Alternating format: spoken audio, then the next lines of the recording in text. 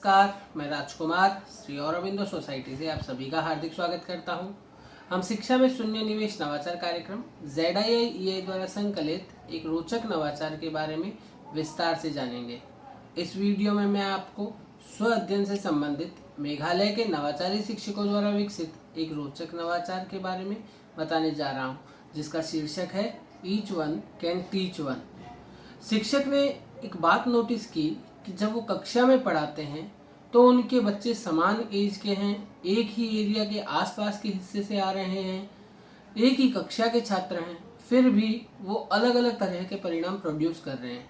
जैसे कुछ एकदम अच्छे परिणाम दे रहे हैं, कुछ मध्यम वर्ग के परिणाम दे रहे हैं, लेकिन कुछ का परिणाम निम्न स्तर पर आ रहा है।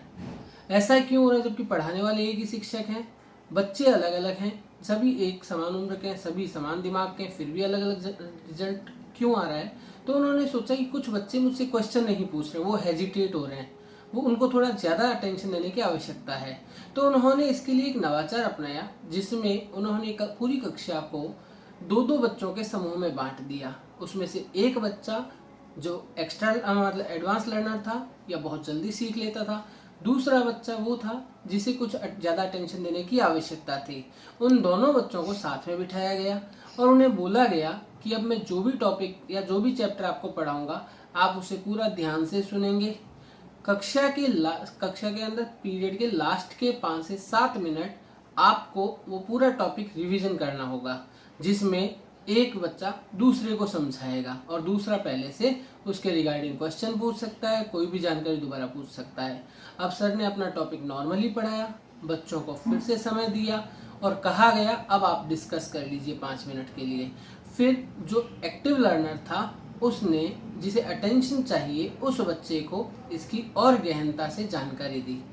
इस दौरान चूंकि कक्षा का सहपाठी है और पढ़ा रहा है, तो वह बच्चा जो शिक्षक से क्वेश्चन पूछने में हेजिटेट हो रहा था, अपने दोस्त से प्रश्न पूछने में उसे कोई समस्या नहीं हो रही थी, वो उससे एक्टिवली सुन रहा था, उससे समझने की कोशिश कर रहा था और अपने क्वेश्चन भी प्रॉम्प्ट कर रहा था।